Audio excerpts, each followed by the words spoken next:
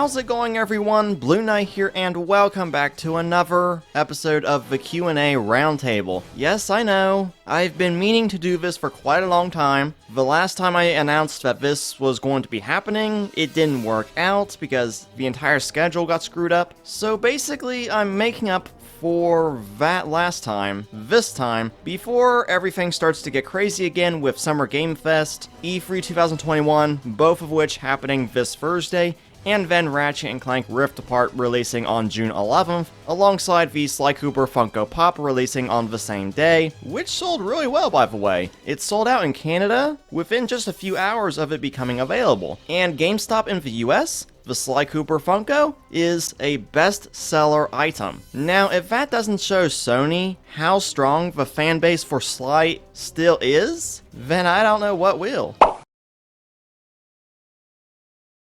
If this results in a new game, I don't know.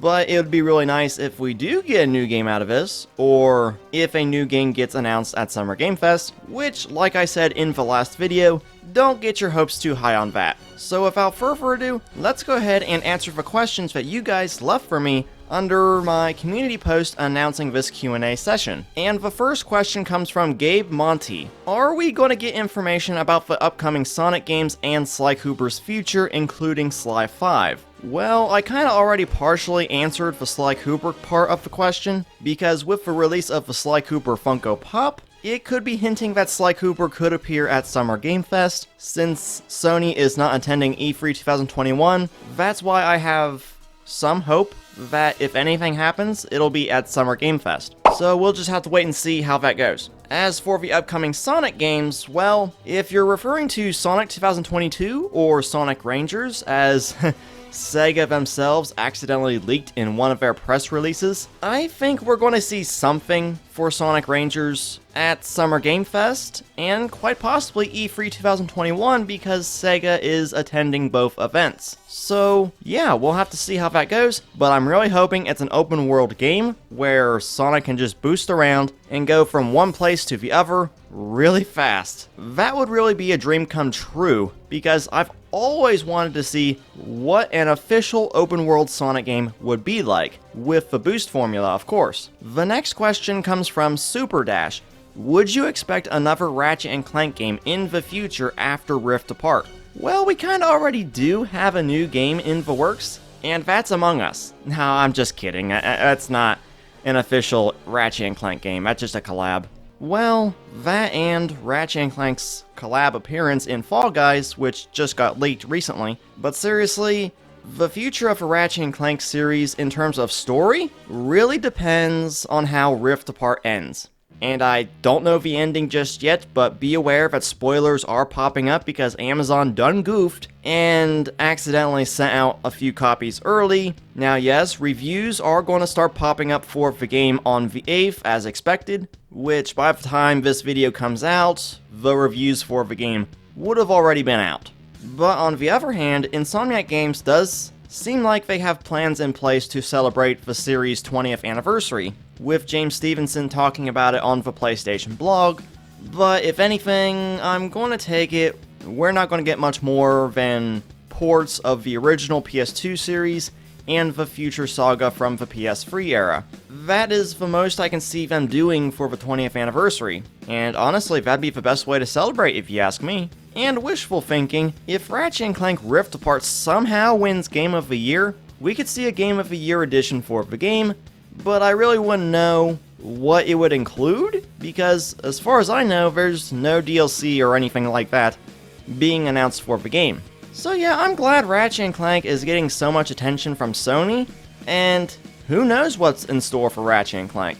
And as for future mainline games, that would really depend on, like I said, the ending to Rift Apart. I really hope it's a solid ending, but still open for potential sequels, and heck, I would be open for a Rivet & Clank spin-off. Come on, tell me I'm not the only one who would want to see that. The next question comes from Connor Donahue. My question is, THQ Nordic has been pretty quiet when it comes to the Nickelodeon remakes. When do you think we can see them announce the next Nickelodeon remake? Well, here's the thing. They officially announced the Nickelodeon game remakes in 2018, and then SpongeBob Rehydrated was announced in June 2019, and then it released in June 2020. I would say anytime soon would be a good time for them to announce the next remake, whatever it might be. But at the same time, we have to take a look at what's currently being brought back on the animation side of things. You know, like we got Rugrats, and then we got the live-action Fairy Odd Parents going on, which I don't think is a good idea to begin with. So I think it really depends on what they're trying to bring back currently, or closer to release, you could say. That's honestly my best guess. The next question comes from Platinum G. Do you think Sonic stories have the potential to be good again now that Pontaff are gone? Well, I will say that before Pontaff came along with Sonic Colors, I did really enjoy the writing of the Sonic games. With Sonic Unleashed being one of the best, if you ask me, written Sonic games, and then there's Sonic 2006, which can be argued. Yes, Shadow's story was really good, so was Silver's, but Sonic's not too much. So yeah, it's a really mixed bag when it comes to the writing of Sonic games, but Sonic Boom Rise of Lyric, if you ask me, that was a pretty darn good written Sonic game. And I don't think Pontaff had a role in that game's writing, but I have to say, that writing in that game was pretty good. I guess it had to do with because it was tied to the TV show, which Pontaff did not write for outside of that one episode that pretty much took place after Fire and Ice with Defect. And then we have the writing in Forces, which I know gets a lot of debate on whether or not it's good. I think some parts of Forces writing was good, others not so much. Like the Infinite line, I am not weak! That tends to get criticized a lot, and I don't know, I just think there's deeper meaning to the character and his personality because of that. But I don't know about going any further with that because I already did make a whole video on that before. And then Team Sonic Racing, I never got to play it, but I heard some of the writing wasn't very good. Not to mention they messed up some of the character voices, like Silver's, after sounding pretty much perfected in Forces. So, I don't really know. It really just depends on who they get to write the games. But I am hopeful that they do get better writers because after the release of the Sonic movie and how well that was received, I think Sega has really reconsidered how they handle the Sonic series from here on out. The Sonic Colors remaster, great idea. It's a safe remaster. I mean, I would have preferred Sonic Unleashed, but you know, Colors is fine, mainly because I haven't got to play it yet. But yeah, since they seem to be reconsidering how they handle the series, I'm going to take it that they've got better writers for the next game, which is Sonic Rangers. Another question by Connor Donahue. Do you think this year from Activision we will get the Crash Bandicoot PvP game and Spyro 4 next year? Okay, I've already talked about this a couple of times before, so I'll bring it up again. If Wumpa League does not get announced at Summer Game Fest, then chances are Spyro 4 could be announced. The reason why is because Wumpa League could have been cancelled or delayed to next year, but if Wumpa League does get announced this year, then Spyro 4 would probably release next year, and announced later on in the year for this year. So it's a really complicated situation, because we don't know what's been cancelled, what hasn't been, what's going to be announced, or anything. We just have to wait a few more days to find out what's going on with Crash and Spyro, if anything is announced at all. The next question comes from Super World Jumper. How would you make a Sly Cooper animated series? That is a good question. I mean, typically, I would say CGI, because I feel like it's safer to go with CGI than 2D animation, because looking at most 2D animations nowadays, every single one of them's style just feels exactly the same, and none of them really feel unique to me. Even SpongeBob has been adapting it lately. And that's why when something like Invader Zim Enter the Florpus comes along, I really do appreciate it because, yes, it's updated from the original show, but it feels so different and refreshing compared to everything else that's on nowadays. Like Teen Titans Go, for instance. That's a whole nother can of worms right there. So I'll go with CGI for Sly Cooper, which is what they're doing anyways. Yes, I know the cutscenes are in 2D for the games, well, some of them anyways.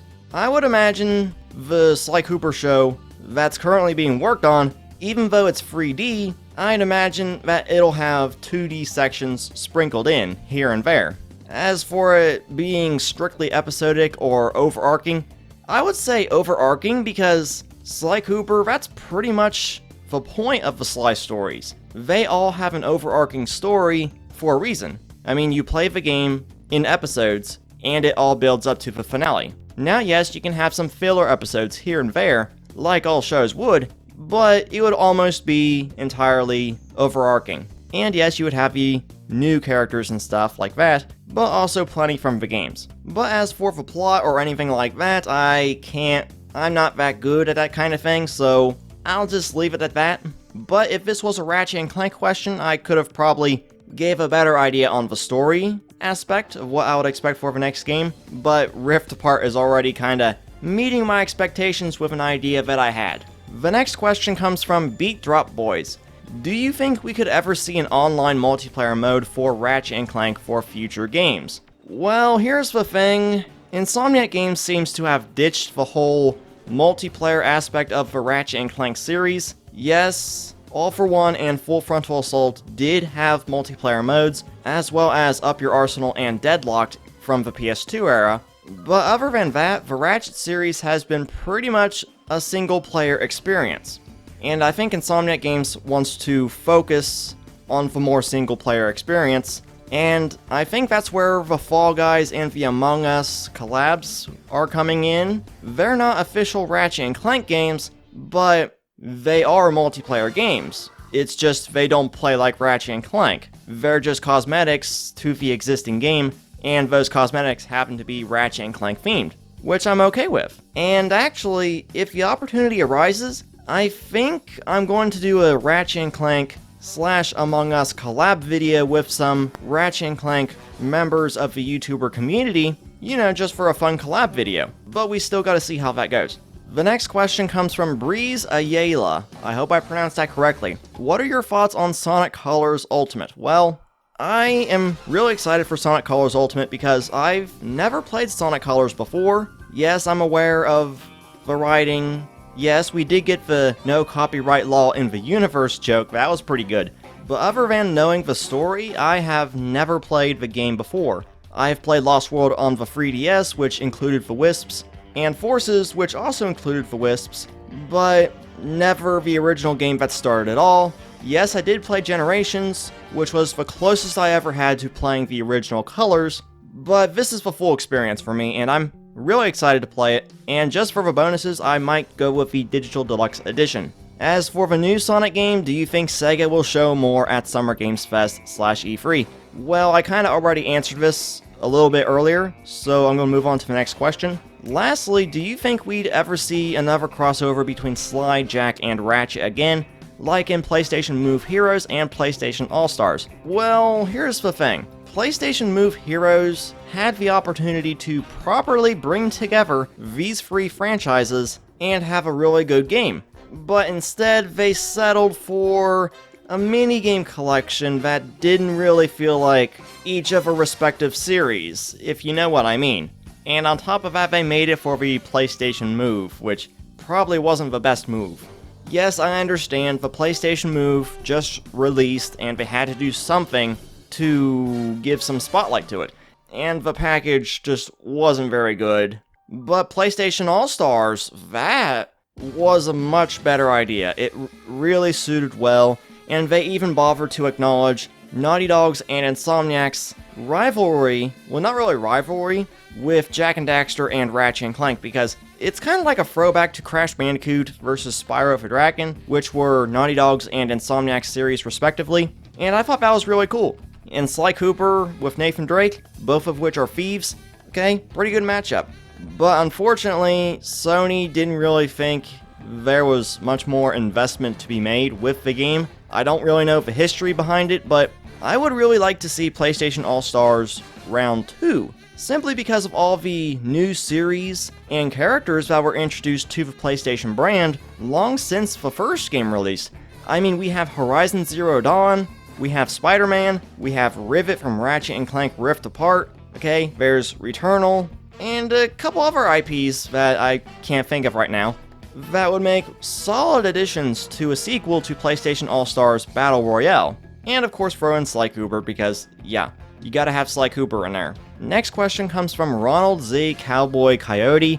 If you had a choice to do a huge crossover between Sonic, Crash, Spyro, Sly, Ratchet and Clank, Jak and Daxter, Ty of Tasmanian Tiger, and Medieval, how would you write the story? What other characters and villains would be returning? Not to mention how and why each of the villains would be helping each other in the first place, and how do you think our heroes would save the day? Again, I'm not the best person to ask in terms of story, but here's the thing.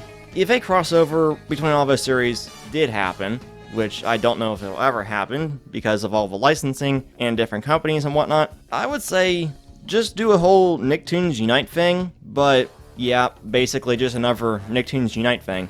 But actually have it where all the characters actually feel like there's something they're all working to fight against, you know? That's basically all I can really say on that. Next question comes from Chaos Nexus 456. Will you do a story history, how you got into Crash for his 20th anniversary, or Sonic for his 30th anniversary, about how you got into the series?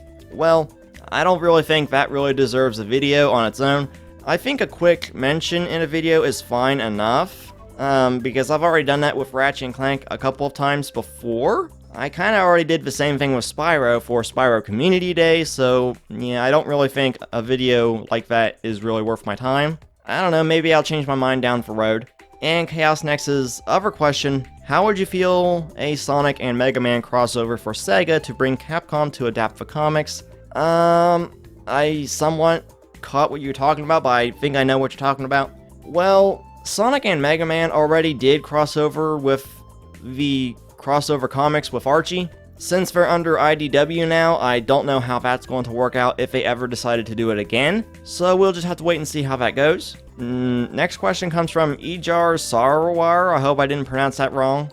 Would you like a crossover of Crash and Spyro similar to the traces of Godzilla vs. Kong? Well, as that's kind of a huge leap in comparisons there, but you know, I would like to see a Crash and Spyro crossover in general. Yes, we did have Skylanders, which was a pretty good crossover for both the games and the TV show. But in their proper forms, with Crash's design from Crash 4 and Spyro's design from Reignited, I don't know. I mean, yeah, I would like to see it, but how it'll work, I wouldn't really know. But definitely not a Godzilla vs. Kong thing. No. I think they already tried having Crash fight Spyro before in Crash Purple and Spyro Orange. They're doing it again, seemingly in Crash On for Run, which I think Crash On for Run will definitely do a much better job on that, in my opinion. But we'll just have to wait and see how that goes. And I find it very funny that the Spyro season for Crash On for Run starts on the same day as Summer Game Fest begins. I find that very interesting, considering it's almost definite that we could see Spyro 4 at Summer Game Fest. So again, I'm not going to dive too deep into that. Super World Jumper asked another question. If the original developers and adopted developers, i.e. Sanzaru Games, Toys for Bob, etc., can't do it, which studios would you like to see make the next Sly Cooper, Jak and Daxter, Spyro games respectively, and why? You know, I don't really know. In terms of Sly Cooper and Jak and Daxter, I would like to think it'd be one of Sony's internal studios, like, say, Sucker Punch or Naughty Dog, but I already know that Sucker Punch and Naughty Dog are not returning to Sly Cooper or Jak and Daxter, but they do team up with external studios from time to time, like Sumo Digital with Sackboy: A Big Adventure, and I think even House Marquee for Returnal was external at one point, and I think Sony recently bought them. And even Insomniac Games at one point was an external studio, up until 2019 when Sony bought Insomniac Games. So now Insomniac is making exclusively PlayStation-themed games, like Spider-Man and Ratchet and Clank being their primary focus right now. So I really don't know for Sly Cooper and Jak and Daxter. Sony could do one of their own studios, but it might be easier to do an external studio like they did with Sly 4, which didn't turn out quite as well as expected, and it's probably why we never saw Sly 5. Most likely, I can't remember all the details right now. As for Spyro, well, I don't really know. Yes, Toys for Bob is currently working as a support studio for Call of Duty, but as for them doing the next Spyro game, I have no idea, because we still got Beanox in the picture right now. Vicarious Visions was dissolved into Blizzard Entertainment, so we really don't know right now. So anyways guys, that's going to be the last question I've got for this video. I apologize if I didn't get every single question in, because I only have so much time to do recording for videos in general, so I'm sorry if one of your questions did not get into this video. But I do thank you nonetheless for leaving the questions for me to answer in this video. I really appreciate it, and I enjoy reading them. And I really enjoy answering them. And I hope to do this again sometime down the road. Hopefully when things calm down a good bit, because it's harder to do these videos when there's more activity, and I got plans for future videos, and I'm trying to work on those to get them out. Like Ratchet & Clank Rift Apart, and I gotta get that stuff ready a couple of weeks in advance. So, yeah, with that said guys, thank you all so much for watching, asking the questions, and the constant support. So once again, I've been Blueknight, and I'll see you guys back here next time.